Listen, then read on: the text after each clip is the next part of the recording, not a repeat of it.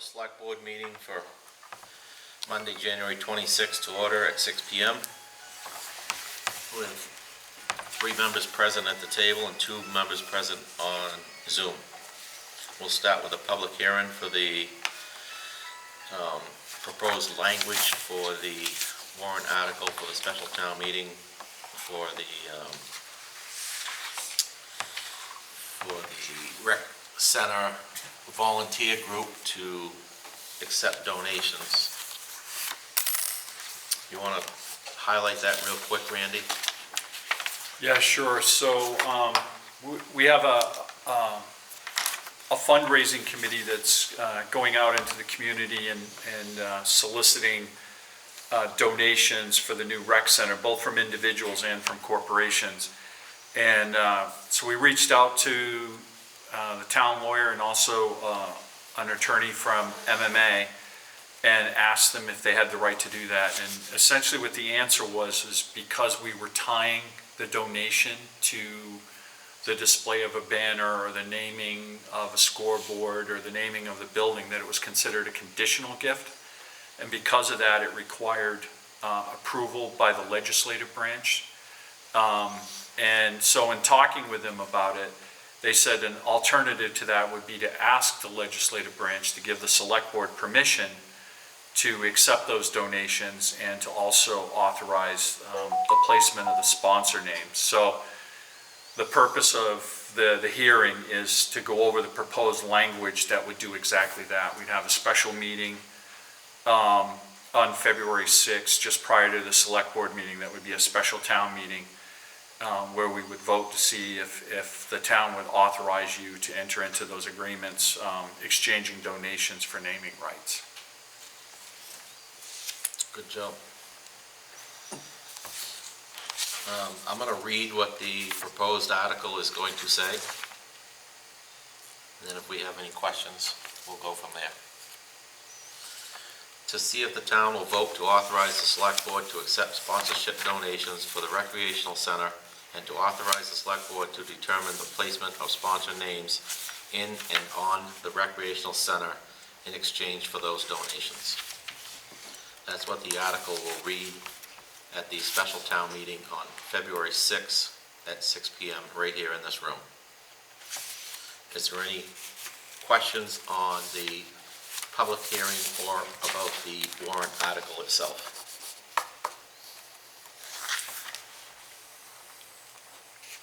Anybody raising their hand? I don't see anybody on Zoom.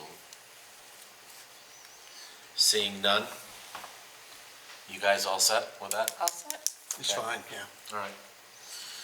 We will move out of the public hearing at 6:03 p.m. with no questions. And we'll move on to the select board meeting. If everybody could please rise and salute the flag. I pledge allegiance to the flag of the United States of America and to the republic for which it stands, one nation, under God, indivisible, with liberty and justice for all.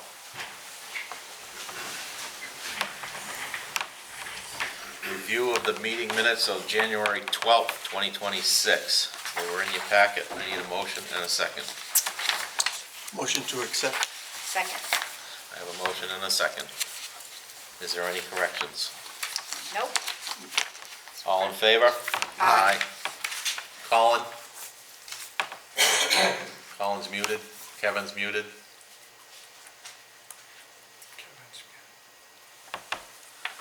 I didn't see Colin.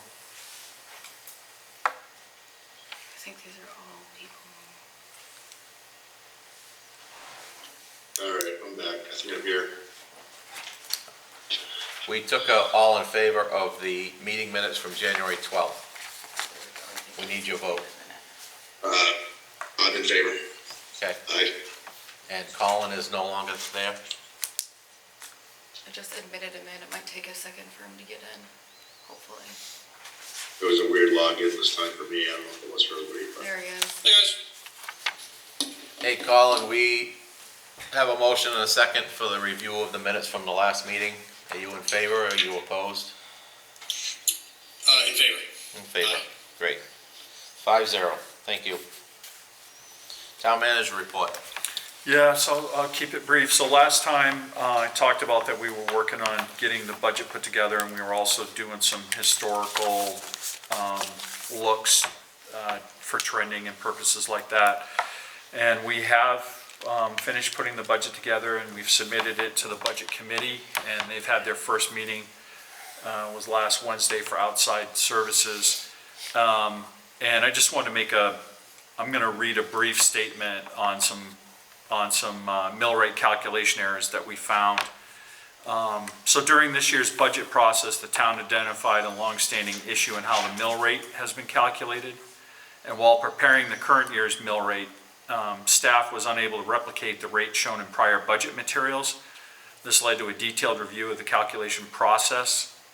And with its assistance from the town's auditor, the town reviewed mill rate calculations dating back to 2016. And this review confirmed that certain revenues, specifically state revenue sharing, the business equipment tax exemption, and the homestead exemption reimbursements had been improperly included in the calculations. And the revenues should be excluded under state guidelines and were effectively counted twice, resulting in the mill rates being set lower than they should have in almost all the years reviewed. And the lower mill rate benefits the taxpayer in the short term by reducing taxes. However, it has also resulted in lower revenue collections and the gradual use of the town's undesignated fund balance to cover the difference. The good news is the fund balance remains healthy and sufficient to meet our current obligations, but it has been drawn down. And going forward, the mill rate must be calculated correctly. And even if the budget were held flat this year, correcting this error alone would result in an increase of approximately 80 cents in the mill rate. And to prevent this issue from reoccurring, the town is implementing process improvements that clarify responsibility for the mill rate calculation, align budget documents with state forms, clearly identify excluded revenues, and add audit review requirements. And we believe these steps will improve the transparency, accuracy, and long-term financial stability. So. Okay, thanks for that update. Yep, you're welcome. That's all I had. Do either of you have anything for the manager? Are we still looking at the current overdue property tax and personal property tax to reduce those numbers? Yep. Are we going to be able to have a report here at one of the selectmen's meeting in the near future? Yes. Thank you. Eileen, you got anything? Nope. Kevin, you got anything? Is he gone? I do. Apparently there's some people who need to be invited into the meeting, Zoom meeting or something. There's a bunch. Trina Yeah, I Lane. just got a text that there are a bunch of people in the waiting room waiting to be let in. Thank you, Kevin. There's a lot, I didn't know all these people were joining. Should take a second, but they should all pop up in a minute. Colin, you got anything for the manager? I don't. Appreciate that. We're trying to let you, did you get them in? You, Yeah, I hit admit all, so they should be popping up in a second. Kevin, they should be in now.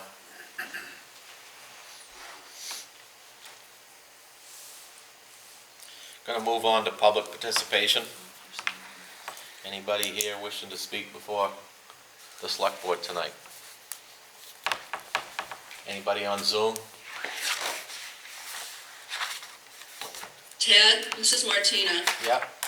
I think a lot of the folks that are zooming in are here in support of one of the ordinances that you're going to hear about tonight, but I think Kathy Tombarelli is there, is that correct? She is, yep. Okay, so maybe we'll just wait till she goes through everything, and if anyone wants to say anything at that point, or if you guys have questions, that might be the better way to proceed. Yep. We also have folks here from LEA tonight. Yeah, good, yeah, I know. All right, thank you. All right. Anybody else on Zoom wishing to speak in public participation?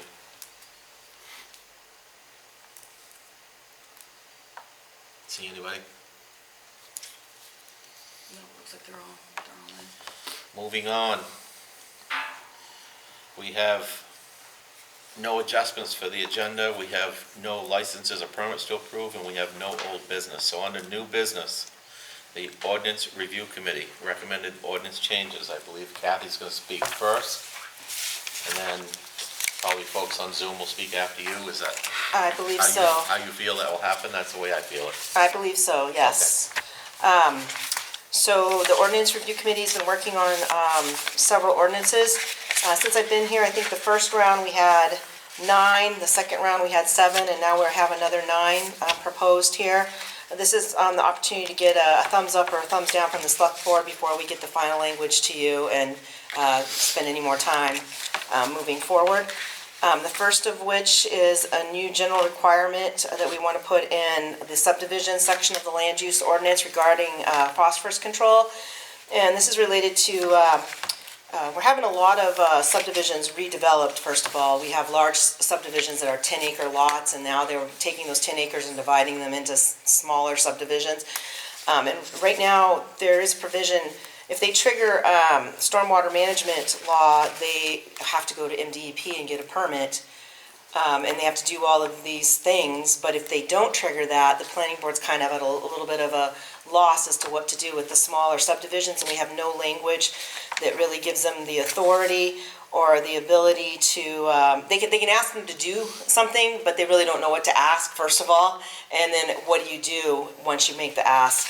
And this is related to the fee that we're going to talk about later tonight, but the larger subdivisions are allowed to treat 60% of their phosphorus and then pay a compensation fee for the remaining 40%. Smaller subdivisions right now, we really haven't been doing anything. And so this is our first one. I think we put an explanation in there. This is one that we hadn't really talked about with the select board. It's just kind of been popping up a lot lately. And so we wanted to get your input on that. It doesn't mean that we're not trying to make things more complicated. We're actually trying to make it a little bit more fair in a way, I guess, if you will. Right now, if a small subdivision comes and the planning board says, hey, we want you to do a phosphorus study, and then they say, oh, you got to do X, Y, and Z, the planning board could basically say, you got to treat 100%, but there's really no guidance, and there's really no criteria for them to meet, and so that's why we've added this language. This language was actually recommended by LEA, and it mimics language in other towns' subdivision ordinances. So when you talk about large subdivision and small subdivision, what's the split? 4 or less lots in Naples is a minor subdivision. 5 or more is a major, but it's also, there's a more involved in that. I mean, sometimes smaller subdivisions would still trigger MDEP. It just depends, and I'm not going to be able to describe to you what that trigger is. LEA might be able to do a better job than me.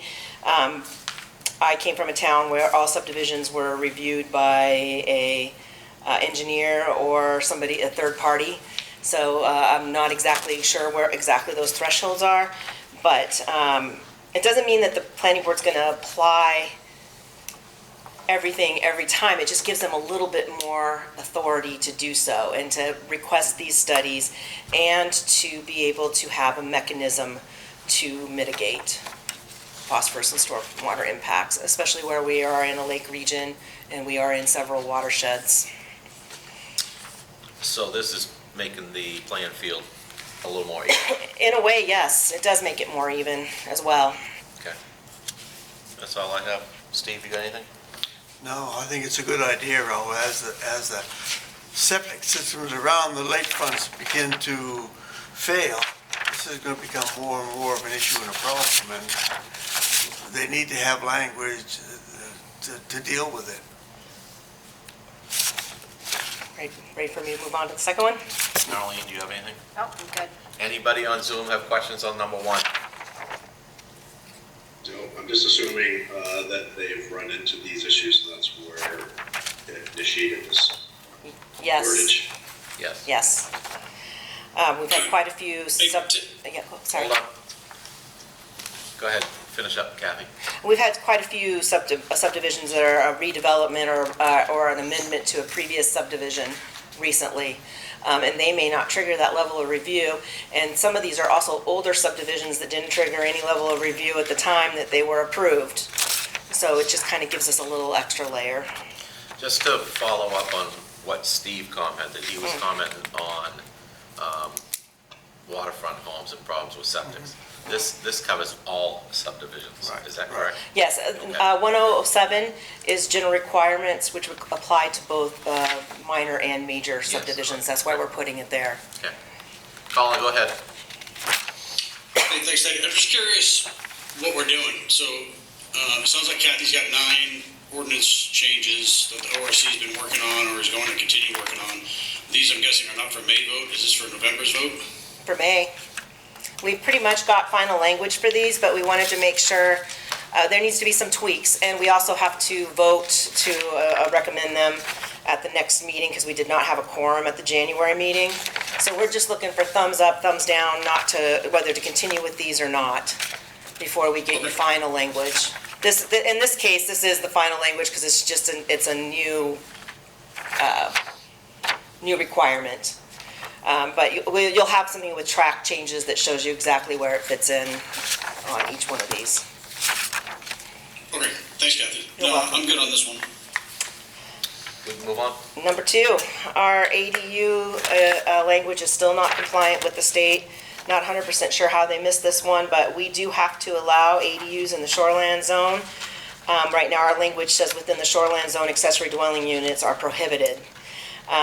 But we are able to treat them a little bit differently. Outside of the shoreland zone, ADUs, you cannot require additional land, you cannot require additional frontage. You're treating them strictly as an accessory. Inside the shoreland zone, you can double the land that's required and the water frontage, and that's what this language does. So it still makes us, technically right now, if someone came in, we would have to follow the state statute, which is less restrictive.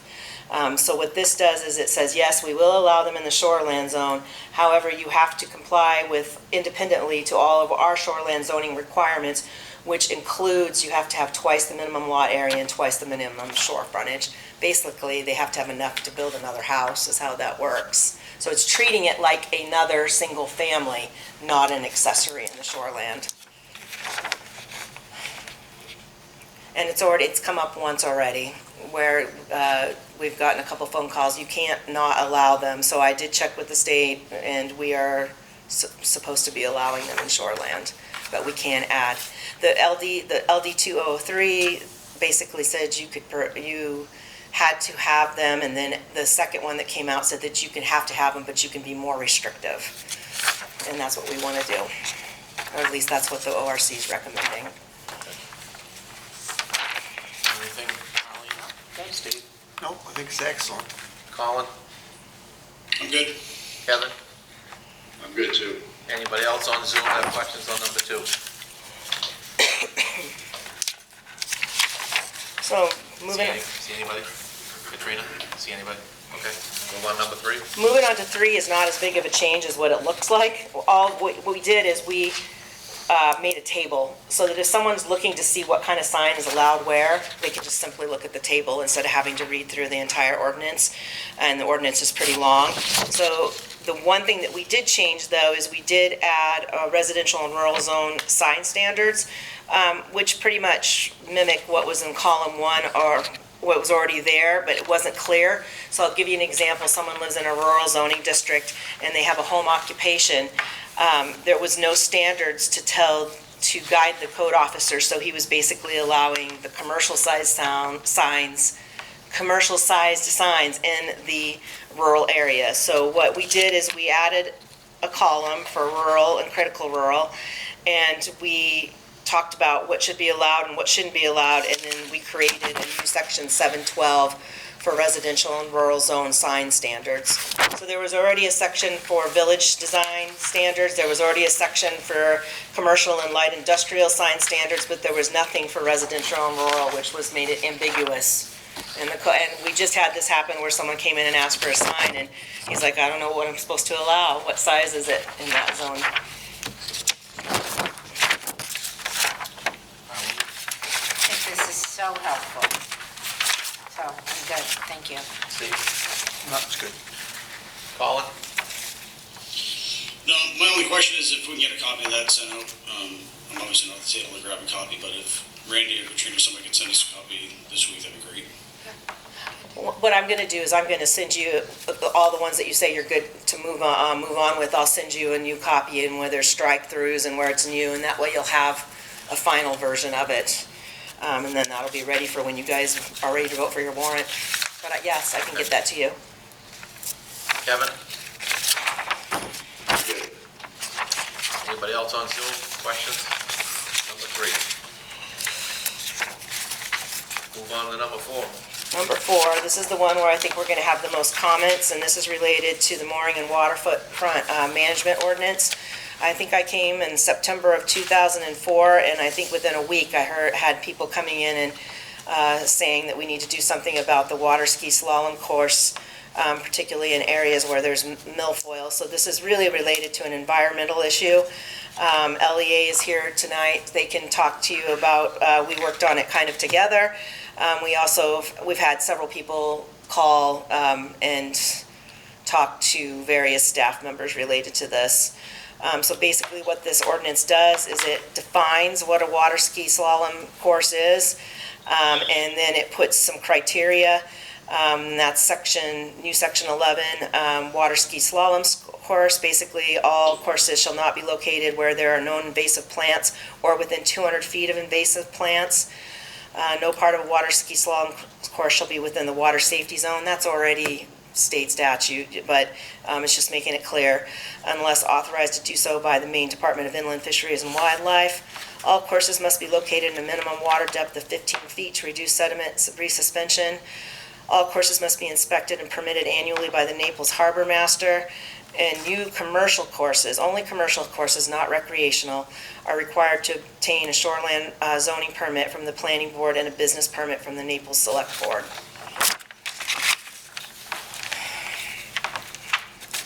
Kathy, does E mean if there's something existing, it's not required?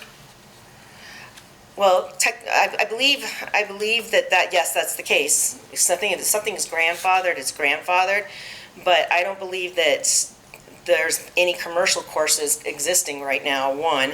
And 2, I don't think that anybody has got a business permit or done anything for a course right at the current time.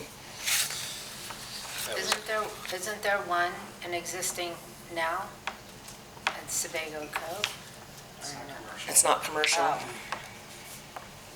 That right there is just an attempt to that right now, if someone sets up a commercial water ski course in Naples, but they don't live in Naples, they aren't a resident, they don't own any waterfront, there's no mechanism to have them at least come to the planning board or come to the harbor master or pay for a business permit. There's just no mechanism right now. So that's just an attempt to kind of capture that. But the biggest issue, though, this is addressing is the fact that the town and various environmental groups are spending a lot of money to try to get rid of milfoil. And then we have a course that's in a known milfoil area. But anybody can just sink buoys and make a course? It doesn't matter if you own land or not, you just... In the public portion of the lake, yes. They do have to go to the state first. But yes, in the public portion outside of the 200-foot safety zone, it's public. It's considered public. I'm watching somebody shake Yeah. their head, and I agree. Why would they have to go to the state? They have to meet state criteria. They have to meet state criteria. And There's no permit. there's no permit, but there's criteria that they have to meet. Correct. All right. Sorry, I misspoke. So this isn't an issue now. We're trying to prevent an issue. It is an issue now. There is one in Sebago Cove that's in a known invasive area. But it's not commercial. It's not commercial. This is only addressing commercial. This is addressing both. It's all It is. courses. All courses, if you look at D, all courses must be inspected and permitted annually by the Naples Harbor Master. So that's all courses. We just put another criteria for a commercial course. So what is commercials? You're have to pay charging to a fee. use my course? Yeah, you have to pay to use my course. I'm a business owner. I am setting up this course to run a commercial business, and you have to pay to use it. And Camp Tacahoe doesn't have a course up there? I don't know the answer to that question. Do you know? They may have a course I think they do. in law. Yes. that just for sailboats, Kevin? Is that what I'm thinking? I think I think that is what it is. Like kind of a buffer. A lot of times they put extra ones out there to kind of keep them off, keep other traffic away. Yeah. An attempt. Do you have any questions for this one, Kevin? I don't. Colin? I have so many questions, I don't even know where to start. I'm just confused. I guess somebody can go to the state and request and set up an obstacle course or a slalom course for water skiing in the middle of the lake if they wanted, as long as they're 200 feet from shore on each direction. They have to meet criteria, and I'll let Colin, he may be able to answer more than I do, to be honest with you. I'm new to this whole harbor master and lake stuff, so. And I don't want to go down that foxhole. I mean, I'm not trying to rewrite the statute or whatever it is. Whatever the state is what it is. So we're just trying to enforce what the state enforces and limit it even more. I mean, I think it's kind of crazy somebody could set up in the middle of Long Lake with a slalom course. The load of boat traffic that goes through Long Lake. So yeah, I'm fine with this. If the ORC's already looked at it, I don't have enough information to yay or nay. It sounds crazy to me, but if it's just reinforcing the state, I'm good. I'm happy to give a quick overview. Sure. Thank you. Colin Holm, I'm the Executive Director of Lakes Environmental Association. I'll give a quick overview of what's going on there, and I know a lot of people are on Zoom very interested in from Sebago Cove, and Morgan Cross, who is our the head of our milfoil control team, you may want to hear from her as well. She's done a lot of control work in that area, physically removing milfoil.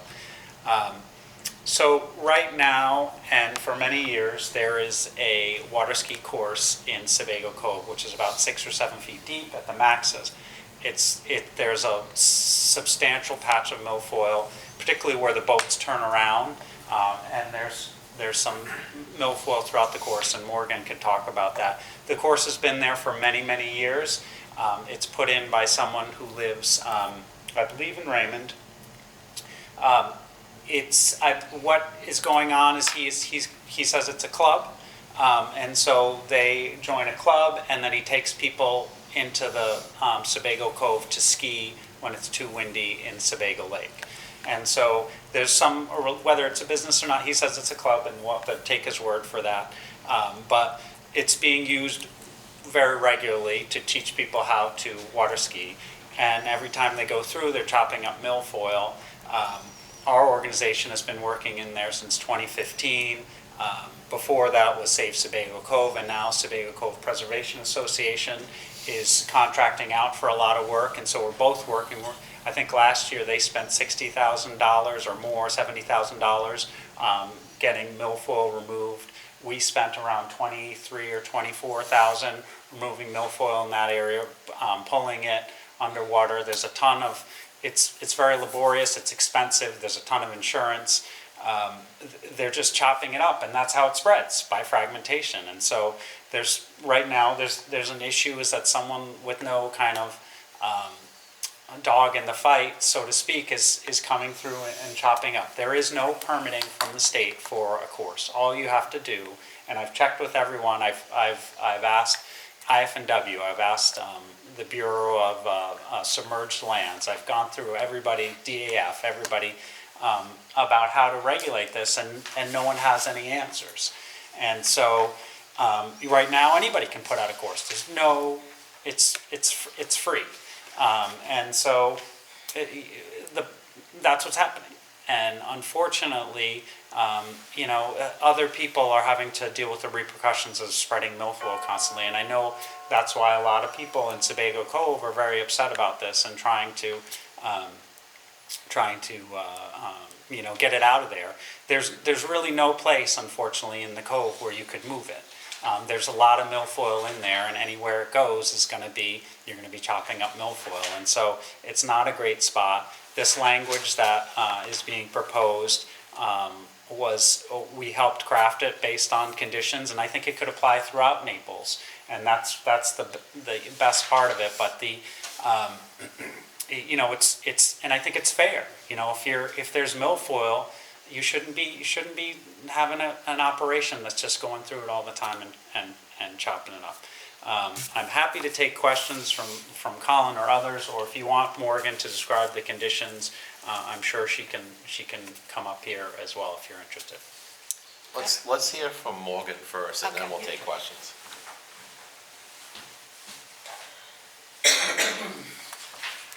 I'm just gonna interject for a minute. There's somebody that got kicked out of the meeting and they're in the waiting room again. Sorry.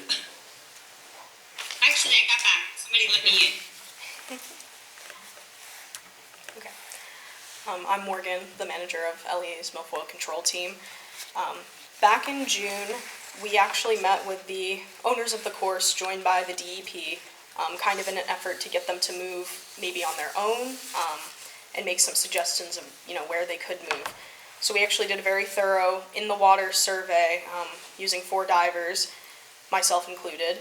And what we found was that in the beginning of the course, it's very sporadic growth. There is still some, but particularly the more northern end of the course, it's really dense. There is a lot of milfoil there. And we did up this survey in hopes that, providing them with that would kind of be like maybe we should move, and we just suggested that they move it southern in the cove where there's less milfoil.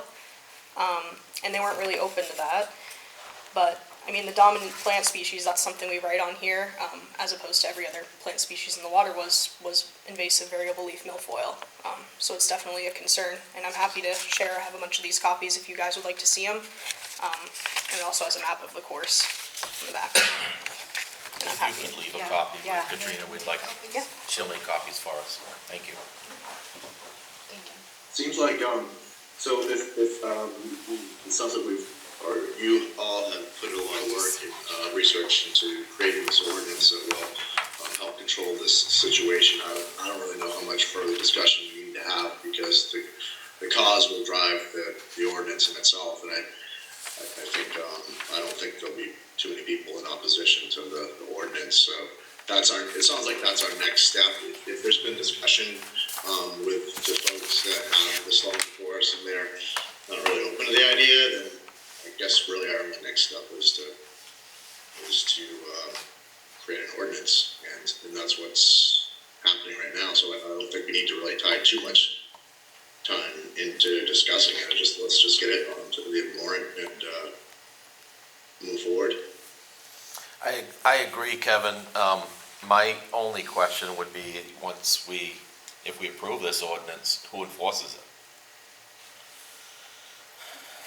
That was gonna be my question, Teddy, is who's enforcing this, and what legal authority do we have to enforce it? Sure, If so, it's regurgitation of the state, then it's IFW or wardens that gotta enforce it, not us.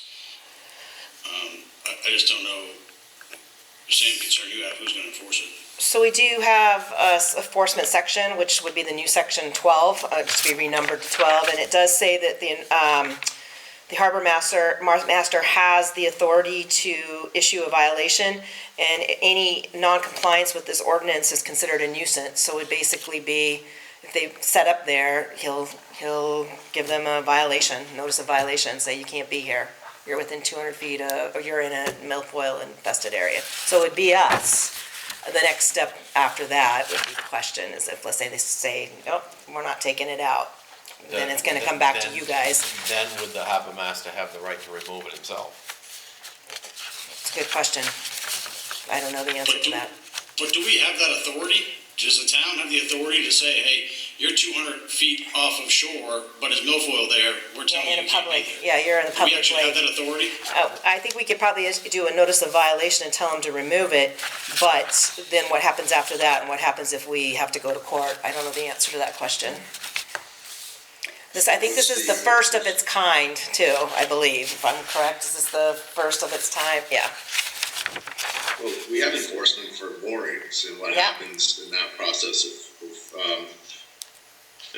people don't oblige. I feel like it's as much as the mooring can be taken away, or Yeah. or whatever it could be. So I don't think having a process is difficult to add to the work you guys have done. Right. The mooring is within 200 feet, I don't though. disagree with you, Kev, but I think Yeah. moorings are also governed by the state, so we're just enforcing whatever the state puts down in the moorings field. I think this one's a new category. Yeah. There's not a lot of teeth from the state. I think we're gonna be an uphill battle. maybe we just gotta run it by the lawyers before we go too far. So what's the name of this person or this club, or what is, I don't know the name of the business, to be honest with you, or the club. but it's not a business, It's a club. right? Yeah. I don't know the name of the club. So can we find out the name of this person? Yeah, she, Yeah, go, why don't you tell me? I know the names of the individuals, but not necessarily the name of the club, and it's on that sheet as well, but it's out of Okay, there. can I see this? Okay, so Adam Bear and Ken Thompson Yes. is who we're asking to do the right thing. As individuals who live in the state of Maine, who clearly have interest in the lakes, we're asking them to simply move a little bit out of milfoil. I can't imagine why anyone would want to ski through milfoil myself. So whether or not it's enforced, it's about doing the right thing, correct? That doesn't necessarily always happen, but this is a Naples ordinance. Other towns along the watershed got an ordinance similar type, and how do they enforce it? Can I make a comment? This is Martina. Yeah. Regarding the enforcement, it's because we have a harbor master and because we have mooring and waterfront ordinances that we are allowed to regulate any of this. Because we put that effort in, that we have this capacity to enforce things, so this would fall under that. There are plenty of towns in Maine that don't have a harbor master, they don't have mooring ordinances, and they do whatever they want. But we do have a right to do this because we took the time and the money to create a harbor master position, pay him, and we have a mooring and waterfront ordinance, so we are adding that to this.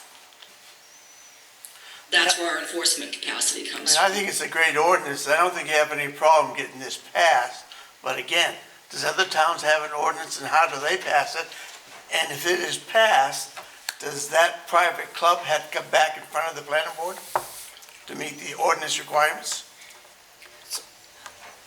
It doesn't sound like they're a commercial organization, Yeah. so they would never be coming to the. Yeah, if they're not planning board. commercial, It's only then- the commercial ones that. no, we don't want to make things, we're not trying to be over regulatory, we want people to enjoy the lake.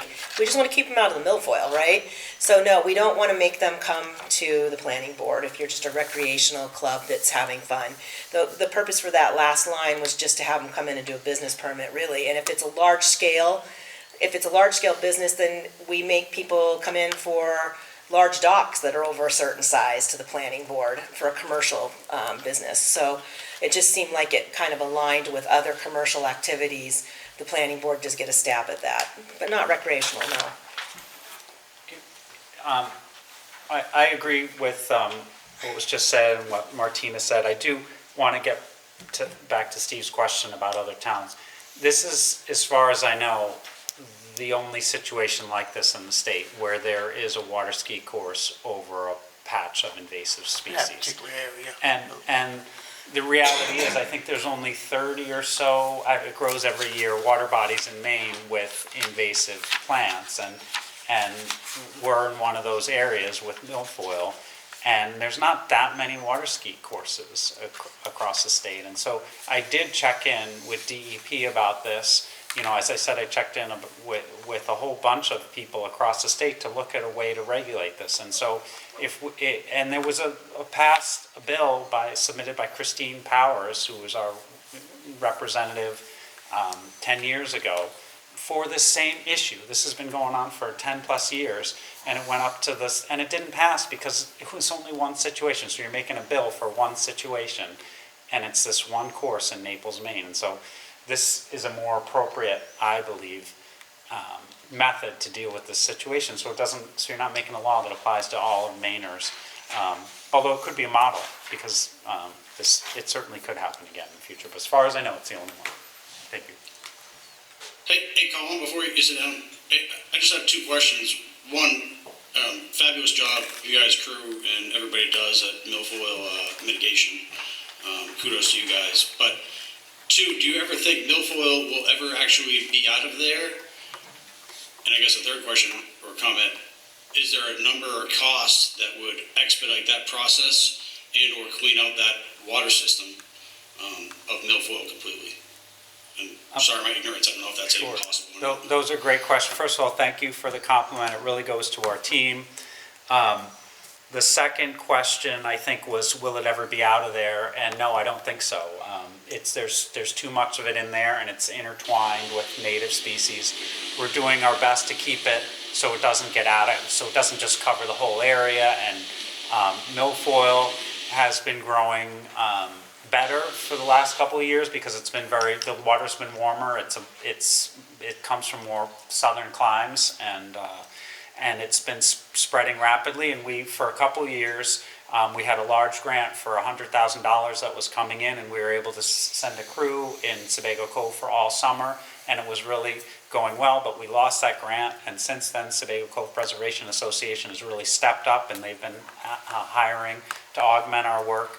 I think we can do a lot better to get it much better under control, and so it's not taking over everything, taking over everybody's waterfront, because it reduces the value of your waterfront, and that's been shown in Maine by 20% or more, and then that reduces the income to the town, and it reduces the value of that waterfront to those landowners. But if we can invest more into it and really make progress, then it adds value to the town, adds value to the landowners in there.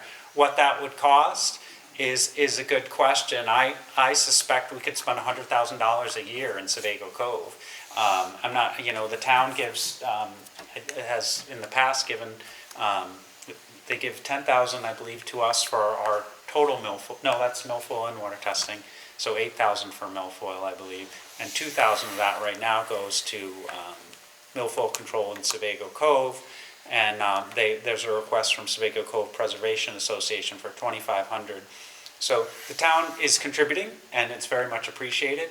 But there's a whole bunch of other income that's going into there, and we could have two teams in there all summer. That would be, then I don't think you would see a lot of milfoil, but that two teams, that's $80,000 to $100,000 a year. We're just trying to get it out of the worst places so it's not being spread around. One of the places we work are the mooring fields, the docks, the channel that runs through it. I'm sure many of you have been up through there. And the water ski courses, that is just a little bit ridiculous. For a couple of people, well, it's not a couple of people, it's more than that. For a club that isn't for people in the town of Naples. So, did I answer your question? Uh-oh, we got a call. Hi. I've been here 21 years, and about the ski group, I feel like we're really putting our money down and stepping up to the plate, especially this last couple of years. I've been involved in every group that's ever tried to get rid of the milfoil since the last 21 years, and I just feel like we're all trying, and all we need these people to do is stop what they're doing so they're not making it worse for us. And it's a couple of people that need to stop. Well, everyone else here is like putting down their money, putting in their time, putting in their effort, and caring so much about what's going on here, and want to fix the problem. But they are making the problem impossible for us. So I just wanted to express to you that it's not just that there's a lot of people here trying and putting in a lot of money and a lot of time to fix something for everyone in the state who uses Sebago. It's not just about the code. So that's all I wanted to say. Thank you. And I think we all agree with that. The only thing wandering around in my head is the enforcement piece. I think it's going to be tough. But What if they try to use the wordage for the moorings and how the whole process for removing moorings that are in violation? Maybe they can apply that to this ordinance and then run it by legal, maybe if you need to, just to see if that's. But use that same wordage for enforcement and process terms. I agree, Kevin. I think that little bit more teeth in it would certainly help. I'll check, Hey, but so, I think that's already there in section 12. I think it refers to everything above, but I will check. hey, I got another question, Ted. Yep. So,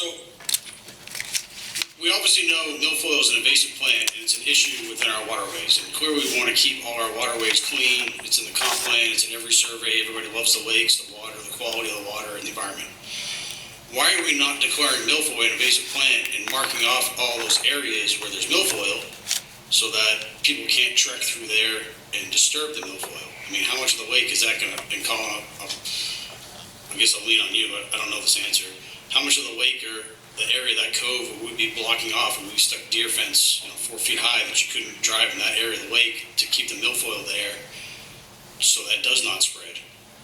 Is that even a possibility, or am I just way outside the line? So what you're talking about would be a surface use restriction, and that requires state permitting through a couple agencies, and then it's temporary as well, because there's a big push. It's a Maine tradition to have access to our water. So when you're cutting off all boating in an area, IF&W and the Department of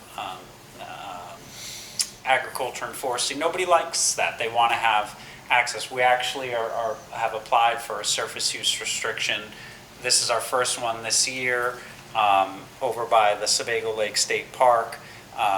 Boat launch, which is very, very busy, and if you're familiar with the area, it's like a U, and the lower U is full of milfoil. The boats are supposed to go over the top of the oxbow, but a lot of them go around the south end, and we've applied for a surface use restriction there, but it'll be for 1 or 2 years, and while we do extensive control work in this area. And so that sometimes what you're talking about makes a lot of sense, to just close it off or mark it off. And there's surface use restrictions all over the state. Well, not all over. They move around, but they're temporary. And there'll be buoys, and some people obey them and some people don't. They're not usually fences. It's just buoys that say no access. And so in Sebago Cove, I think we would need a lot of buoys. Because there's a lot of places where it's pretty bad, but there's a lot of places it's not bad too. I mean, it's not totally infested, and there's just a lot of it in there, and it's spreading right now because of this activity. And so, I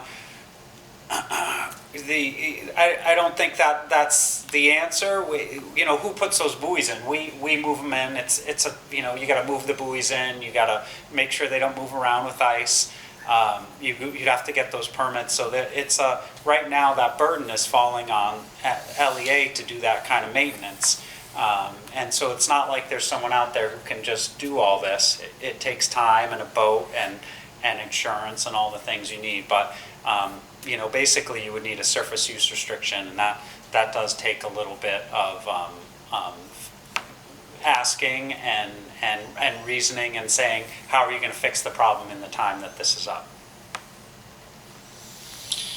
I just feel like it's going to be a continuous uphill battle, even if, we get them to move and you guys mitigate that area.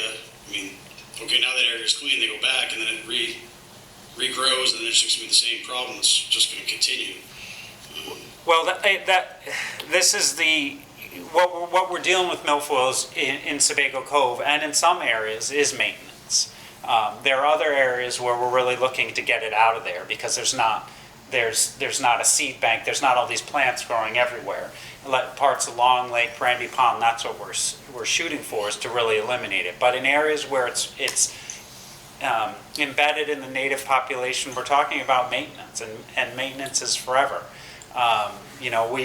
But you let it go, and then the maintenance that you're going to be spending is not, the money that you spend on maintenance is going to be tiny, and you're not going to get the same level of impact. And so we've seen that in more southern lakes, and the reason we got that $100,000 grant in 2020 and another one in 2021 and $75,000 in 22 and 23 is because this person lives, it's a private foundation, and one of the board members lives on a lake where it just got out of control.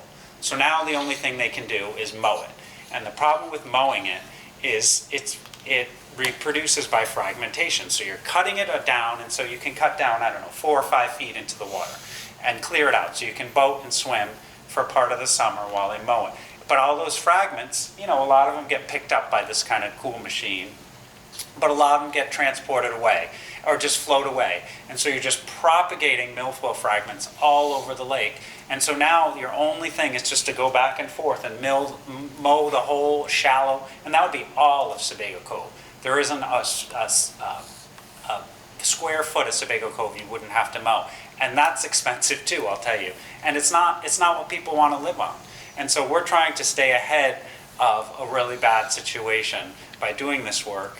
And as already brought up on Zoom, there's some things going on right now which are not helping us do that.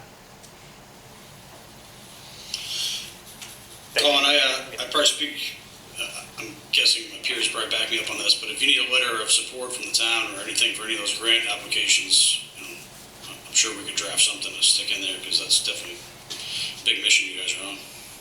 That's all I have. Thank you. We are applying for a grant right now. Hold on. Go ahead. Go ahead. You go. Okay. We may take you up on that offer. We apply for grants every 2 years from the Maine DEP to get funding to do milfoil control, which augments the money from the town of Naples, which augments money from our members. We may take you up on that offer. Thank you.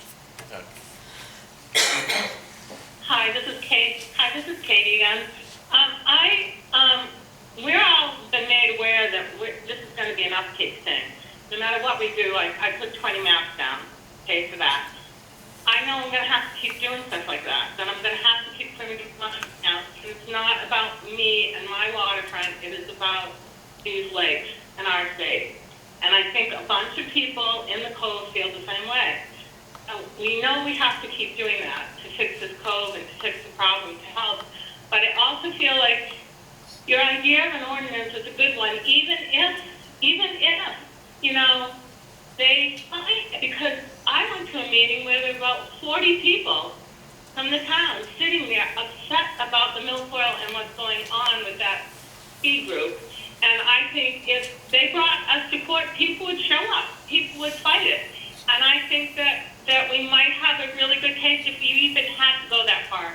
But without the ordinance, we're nowhere.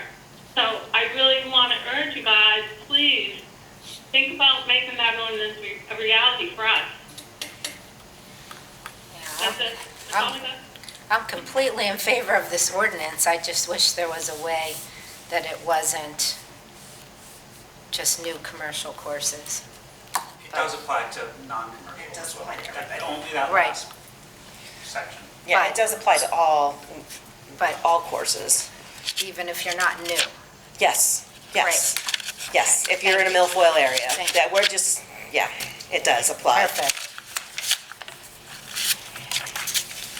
All right. Anything else on number 4? Seeing I'm none, good, Danny, thanks. seeing none, moving on to number 5. Number 5, now they're getting simpler now from the rest of the way. Number 5 is related to marijuana. The state has changed all references to marijuana to cannabis. So we are looking to just change all the references to marijuana to cannabis. All of the definitions that the state has refers to cannabis as well. I know that Naples had moratoriums regarding retail sales. The statute has changed. It used to be that you had to opt out, and now you have to opt in for many of the uses. But just to be crystal clear, based on what the people of Naples voted for, we're recommending that we add new language, 614.4 to the marijuana section, which will now be the cannabis section, that says that adult use cannabis stores and caregiver retail test stores, testing facilities, and manufacturing facilities are prohibited in all zoning districts. Just to make it crystal clear, we've had some calls lately. We do have language in our ordinance that does say in each zoning district, if it's not listed as allowed, it's prohibited, but we just kind of want to beef it up a little bit based on what the citizens of Naples have done. If that changes at any point, then we certainly can recommend other ordinance, but right now this just kind of solidifies what we've already voted for. I've got nothing for number 5. Steve? No, it's fine, the state's Okey-doke. cannabis, so we should be too. Yes. Colin? I'm good. Kevin? Kevin's muted. Anybody else on Zoom have any comments?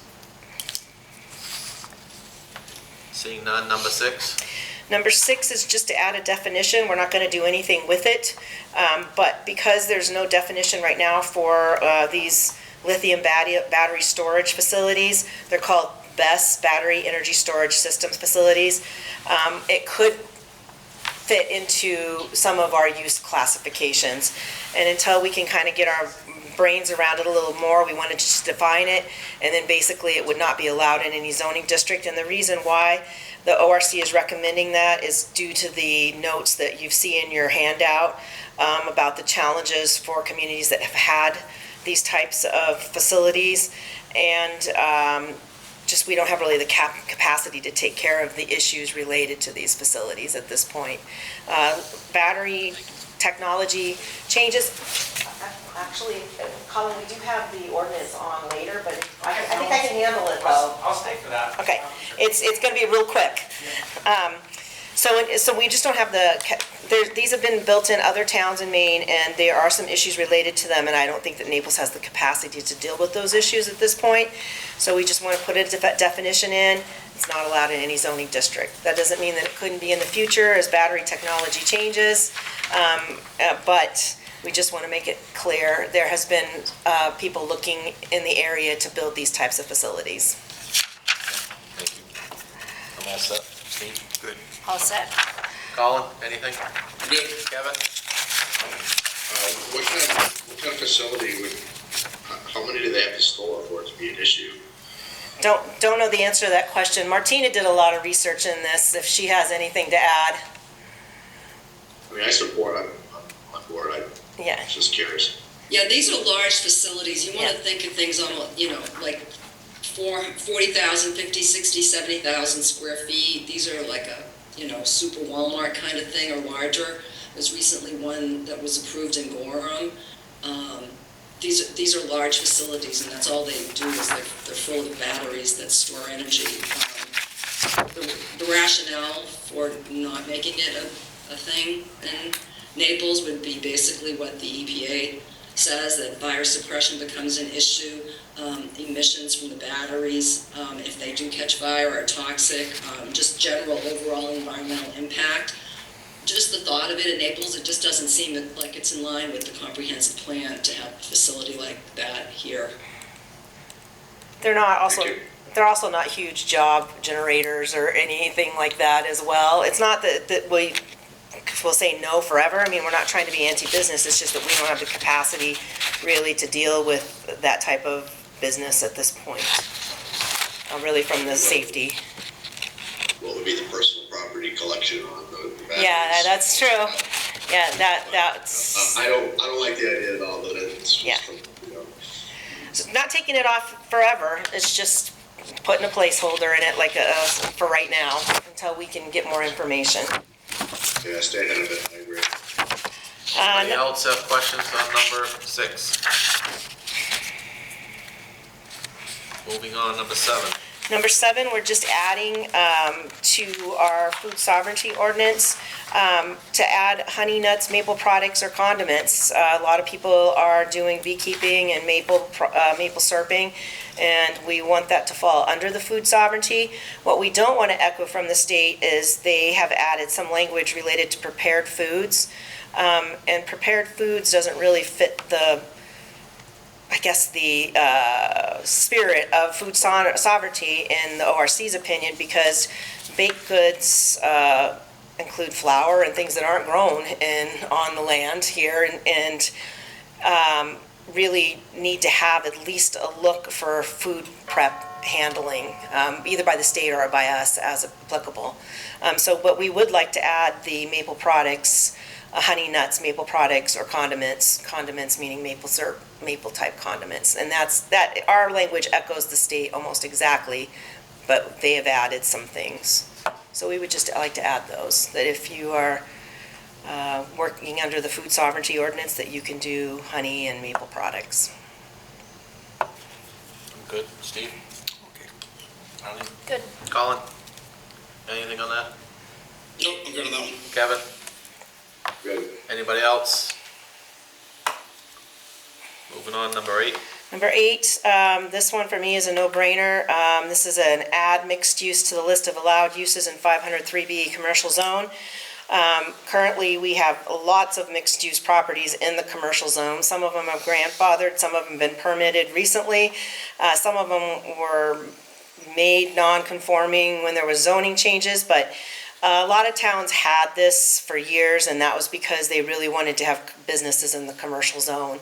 But the world has changed, and people aren't building as many office spaces, and so being able to have both residential and commercial uses in the same structure or on the same property just makes sense. I can think of 2 or 3 right now that are trying to redevelop and are either up for sale or up for lease, and technically they can't have a residential use and a commercial use on the same parcel.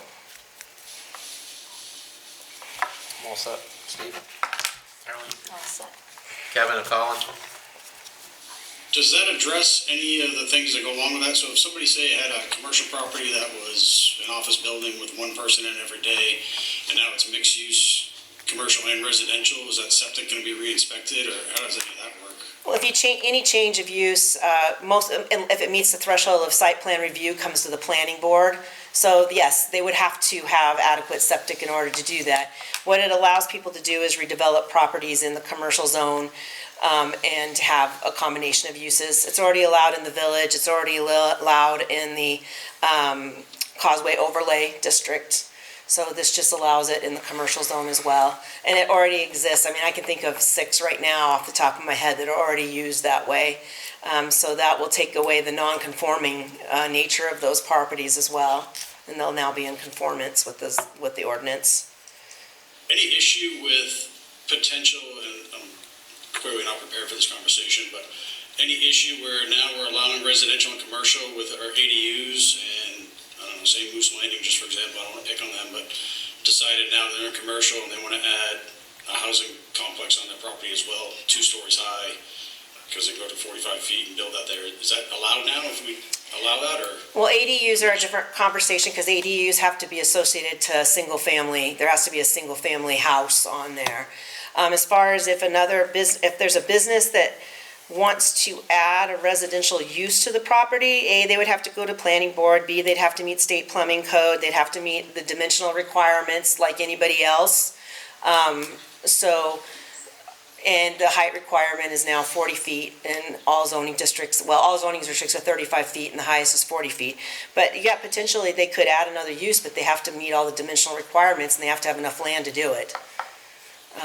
And there are... Have we evaluated if that's something we want to open that can of worms, or we just don't care? I don't think it's really a huge can of worms, to be honest with you. I mean, most of the properties are maxed out as it is.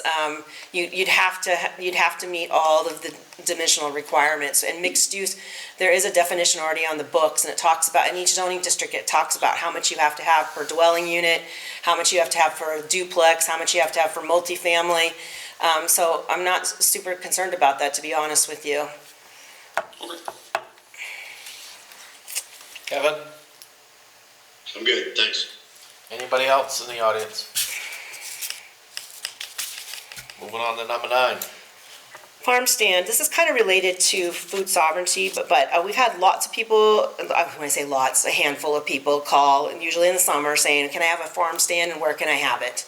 And we don't have anything in the ordinance, and so we're just adding an ordinance that allows you to have one up to 200 square feet without having to go to planning board. We want people to be able to grow and sell their items and not have to go through a bunch of hassle. That being said, you don't want a farm stand in the right of way and you don't want the parking in the right of way. You just want to make sure they have adequate. And because this has happened in a town near you, you can't sell homebrew or cannabis out of your farm stand. It's meant to be the items that we talked about earlier in the food sovereignty. So we just want to add that to allow that.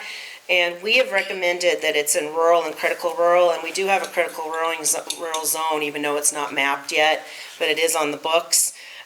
It just seems to line up with the whole spirit of having farm stands, right? We don't necessarily want them setting up in the village or in a commercial zone because there's other bricks and mortar village, businesses that sell stuff. So this is what we're recommending, and we're looking for any input that you might have. I'm all set. I'm all set. Colin or Kevin, got anything for this? I'm good. We'd like to be able to answer. 200 Yes. square feet, that's like a 10 by 20 Shed. potential building we're sticking down on the roadside. It's still gotta meet all the setback requirements Yes. and everything, right? Yes, it still needs to meet setbacks, correct? Yep. And it lines up kind of with our building permits. There's certain things that you can do in this town without going to planning board and without getting a building permit, but 200 square feet seems to be reasonable. If you have Christmas trees, that doesn't say that you can't have some outdoor space if you're doing Christmas trees or something like that. But as far as a structure, we're limiting it to 200 square feet. We don't want people to have to come to the planning board just to sell their, whatever they grew this year, under the food sovereignty ordinance. But we also want to be able to answer the question, can you have a farm stand? Because our ordinance in every zoning district says if it's not listed, you can't. And so we want to add this to these two zoning districts. Okay. Okay. Anybody else That's it. from the public have a question on number 9? Seeing none. Thank you. Thank you, Kathy. Moving on to 8B, review of draft policy allowing the town to collect stormwater mitigation fees. Assume that's you again. Yep, this is me again.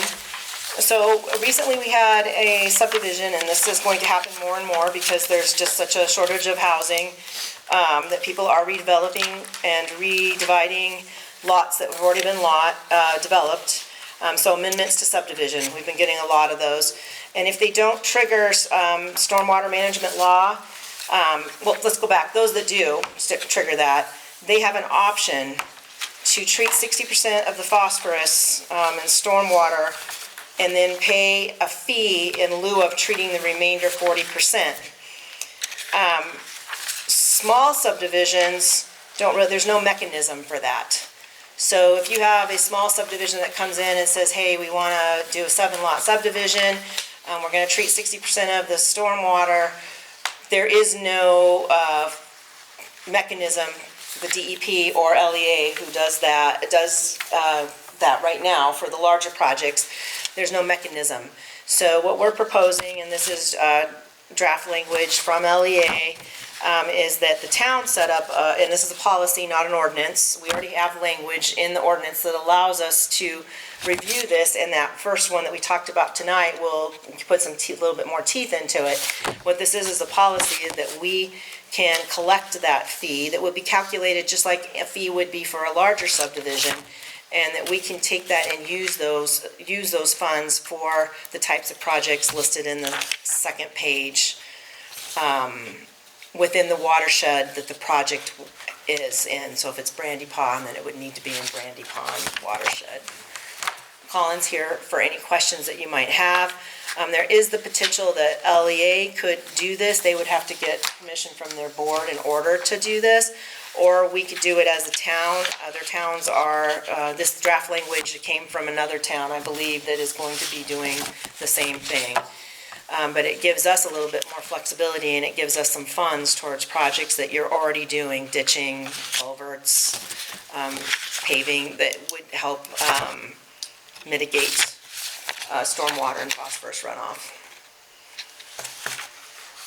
It's not an escrow fund, it's a fee. So it's not something that we have to manage, that we don't have to return the funds, we don't have to, pay interest on the funds that we collect. It's a fee, not an escrow.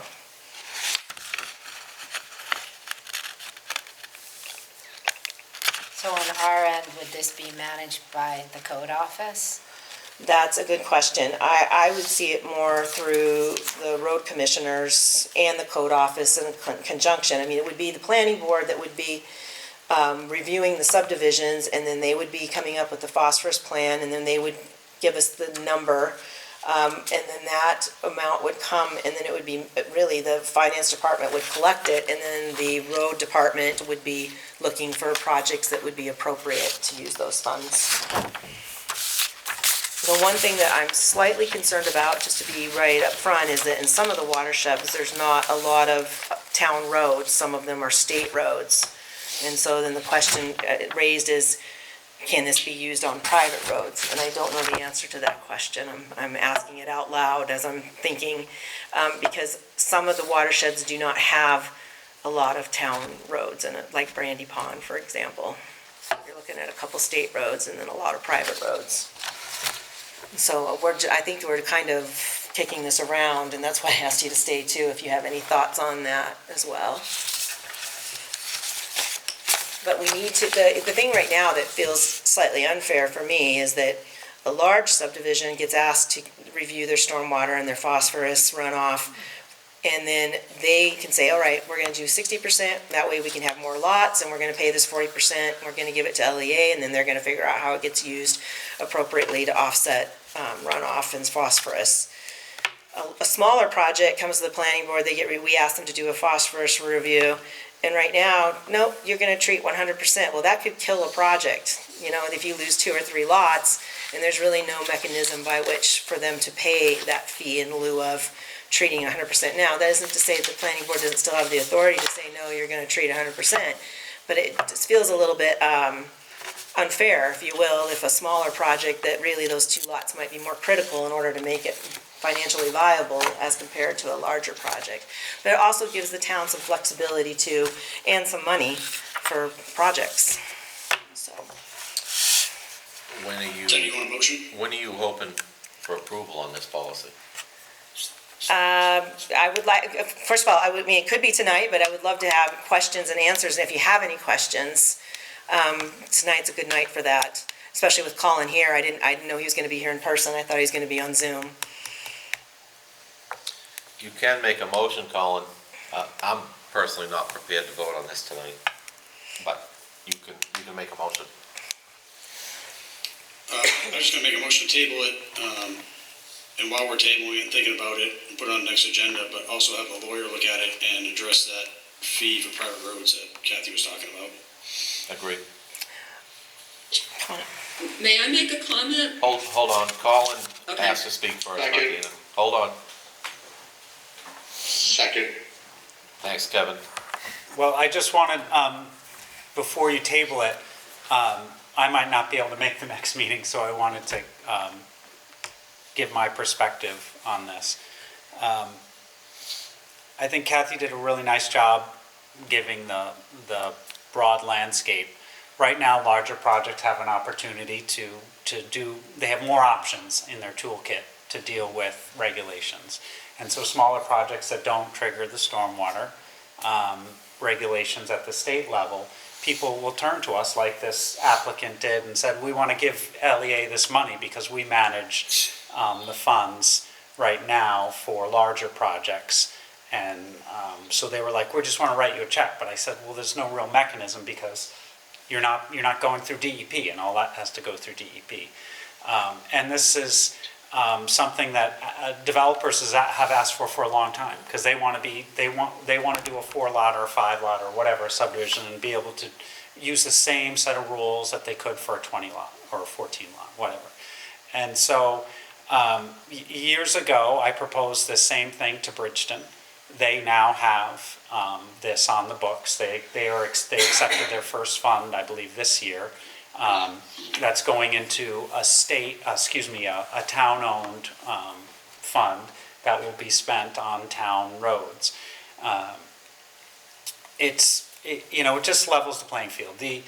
I think Kathy really brought up a great question about what would you do around Brandy Pond, where there might not be town roads, and I will say that's probably going to come up because Brandy Pond is one of the ones we get funds in all the time because it's along that 302 corridor. People want to develop there, and so I think this is something that should be worked out. And there's a couple options. One is you could, and I'm not super excited about this, but I also think it could be really beneficial. You could accept the funds, and you don't specify that it needs to be spent in the same watershed.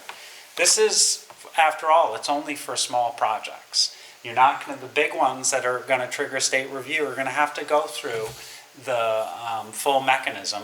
And if they want to pay a compensation fee, then it'll have to go to us. And we work with any landowner to, it's town, we prefer working in public and working on town spaces, but you can't always find those. And so we'll work with anyone to implement a project.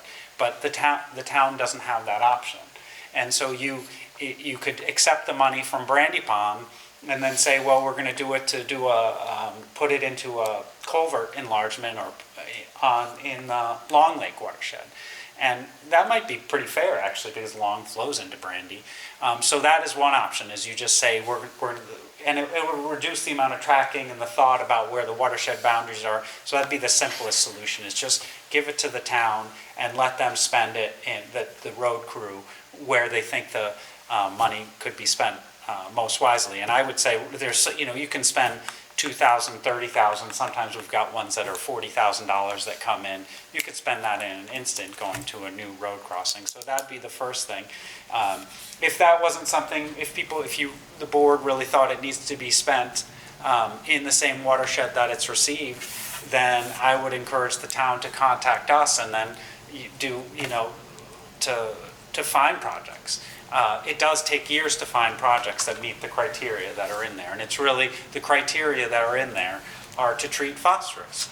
You want to be able to reduce phosphorus. If you're offsetting phosphorus, you don't want it to go to pave some, have just a paved parking lot that's for the town. I don't think that's fair or appropriate and probably not what you're looking for. So the two options I can think of is just spread it out to any place that needs it to reduce phosphorus in the town of Naples, or talk to us and then work with the private owners of a road or something. But that gets a little bit more complicated. I'm happy to take questions. I really think this is a great mechanism. We've been doing stormwater compensation funding since the fund got put into place. We've done multiple projects in Naples. We just did one in the Green that we gave a check to $8,000 to the town of Naples to implement some drainage right here for the Green. That was redone. We did Tricky Pond last year. We put in funding towards the old boat launch beach area at the north end, which is privately owned, was eroding. So it's a really nice way to get funds to fix old problems that are never going to be fixed unless you have funding. So I think it's a really good program, and other towns are using it. I will stop talking, and if you have questions, I'm happy to answer them now, rather than 2 weeks from now or whenever your next meeting is. That'd be my preference. No, I just would think that we would have to add into that policy what you're just saying, that it could be used in any watershed. I don't think the policy itself is specific, says specific watershed. I think it's the application that mentions the watershed, that it says right on the application to be used in blank watershed. I think that we could probably just change the receipt for the fees. I don't think that there's anything in the draft language that says it has to be in that watershed. I could be wrong. But we could certainly bring this samely. I can review it and bring it back to you as well. But since Colin's here, if you have any questions for him, let's.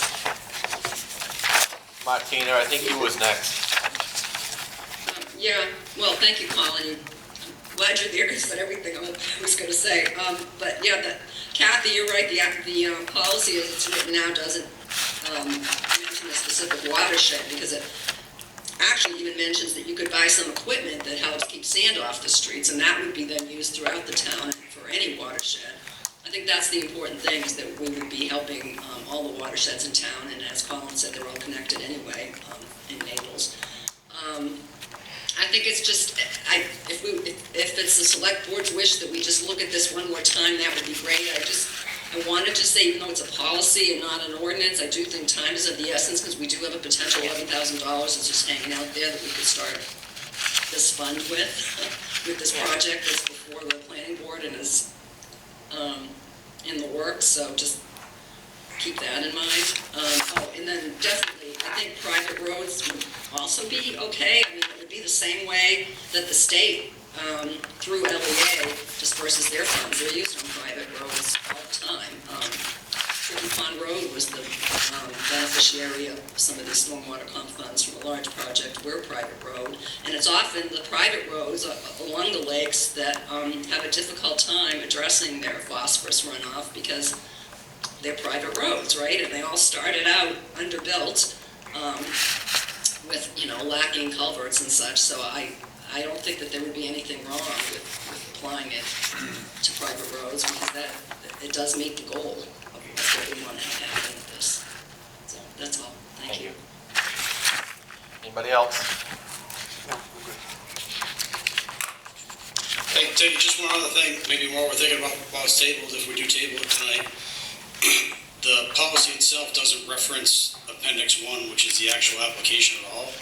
So there's no correlation between the two, that if I read this policy, that there was an actual application needed to fill out. So we'll do some finessing. I think the biggest thing is that we would certainly be working with conjunction with LEA to prioritize projects. I mean, I know there's one right now, a culvert project, that could probably benefit from this. So I think maybe we just tighten this up a little bit and bring it back to you. We do have a pending application from a planning board who is looking to potentially utilize this mechanism, so I don't want to put it off too long. Let's just do some finessing to the Appendix 1, and like you said, reference that and then bring it back to you.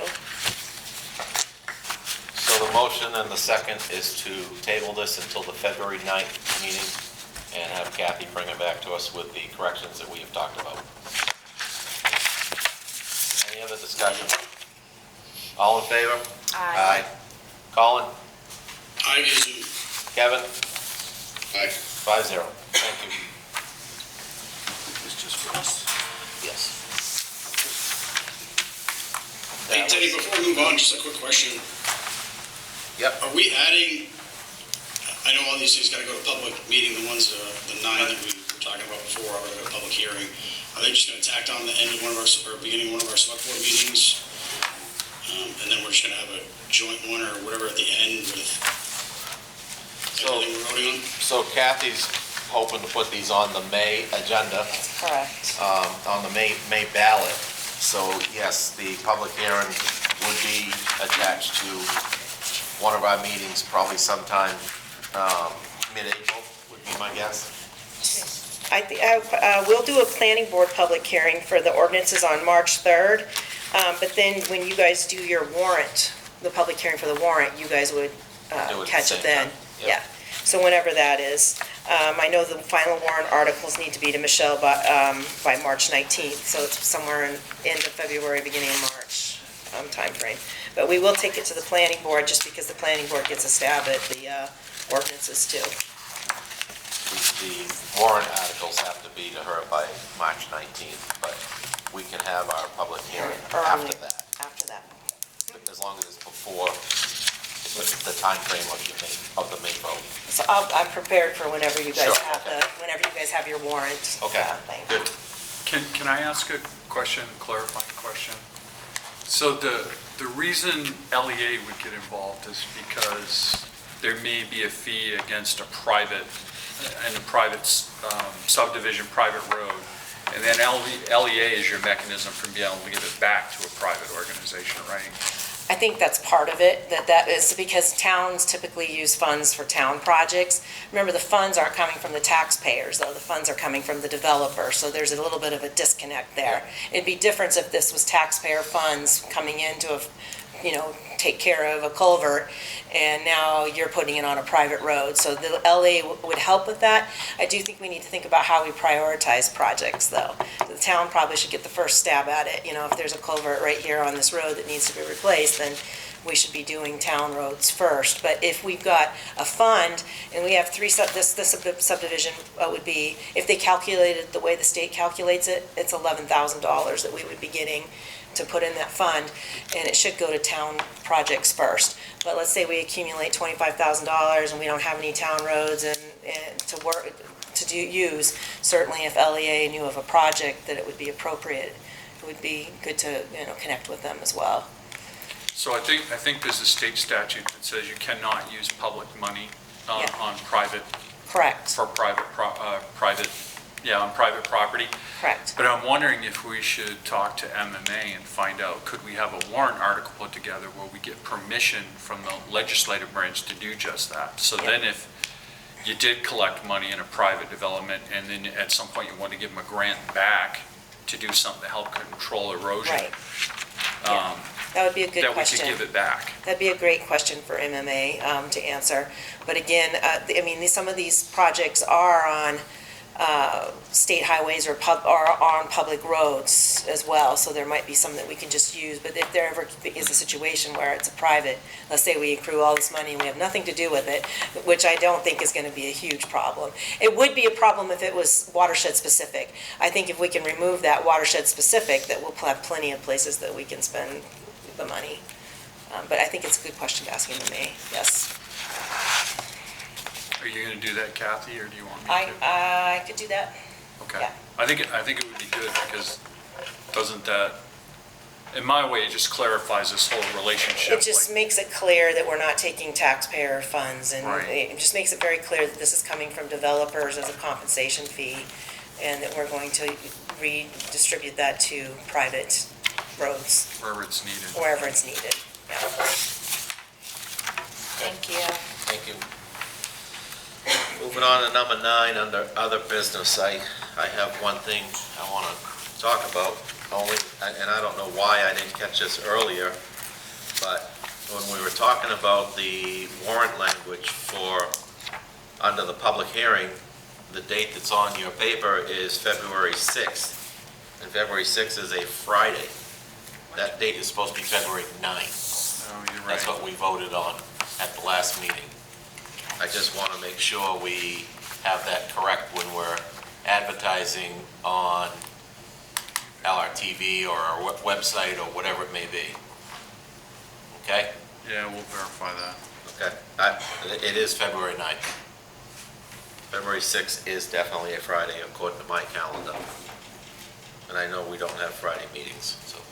Yeah, I think that's a typo. My part. And other than that, if there's no other business, I'd like a motion to adjourn. So moved. Second. I have a motion and a second. All in favor? Aye. Aye. Colin? Hi, Vizu. Kevin? Hi. 5-0. Thank you, everybody. Have a good night.